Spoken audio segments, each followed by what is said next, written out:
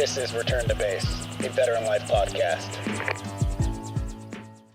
This particular podcast, this episode, is sponsored by Rugiet, one of our proud partners, and their focus really is on the physical intimacy aspect. And you know, you had mentioned before that sometimes people go down the road of having to take pills and stuff for, you know, and I think we're talking about things like Xanax and I don't know, all those other ones that I don't know the words to. But there is a chemical aspect of it too, right? And I think that companies like this do serve a purpose for sure, in so much that physical intimacy is part of a relationship that is very important. Absolutely. Right? One of the most interesting things we learned years ago, we got to spend 5 years doing research on the impact of this brief skills training approach, right, and how that showed up 6 months later, a year later, 2 years later, et cetera.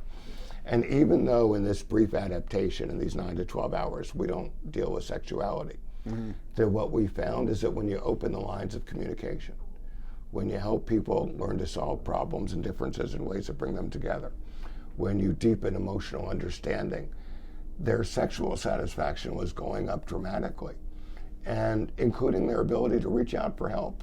Right. You know, there are many situations for lots of different reasons that people will reach out to your sponsor or others that have various products. But when you can build that on a foundation of a healthy relationship with two people who have the skills that we talked about, right, that's a very different experience than trying to solve it medically without first building the foundation to give yourself the best chance of success. Yeah, I think you're right. So intimacy is, in this context, intimacy is not just the emotional and the connection, but again, like I said, chemically, sometimes things need a little jump start, right? Absolutely. And I think that we're at a place. I mean, imagine this: after Vietnam, after World War II, Korea, people had these issues, but they didn't have a product out there, for instance, that helped jumpstart the car, so to speak, right? I assume that because we have this ability now, that that this could be a good part of the therapy for. And I'm not advocating that, oh, this is you know, a formula that we use, like, okay, we're gonna like get you treated emotionally, we're going to make sure you're connecting, and then we're gonna say, hey, do you need these? But if you do need them, they're here, right? Because there had to been several generations of people who dealt with these issues and then had to deal with the shame of not being able to perform physically. Yeah, we're a connected world. Yeah. I mean, not that long ago, you'd have to go to a library or a research institute to even have any idea. Today, you can go online, publicly or privately, and learn about. A lot of people might have thought that, what's wrong with me? Am I the only one who's dealing with this? And that is one of the most common things that people go through, is thinking that whatever's happening to them is because they're somehow broken, defective, or inadequate. Right. And then they recognize that other people who went through similar experiences had similar, you know, symptoms and things happen to them.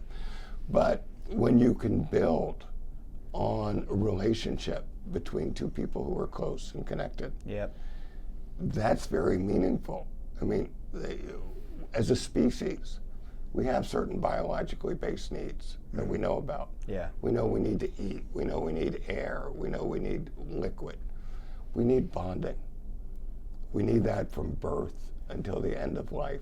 And when, for whatever reason, our need for bonding, which is about emotional closeness and physical closeness, that bonding is the unique combination of those two aspects. Emotional openness is actually a better way to say it, with physical closeness. When you have that, you can experience deep intimacy. And there are lots of treatments available that can help people who, for whatever reason, have challenges. But the work that we do really focuses on the emotional part.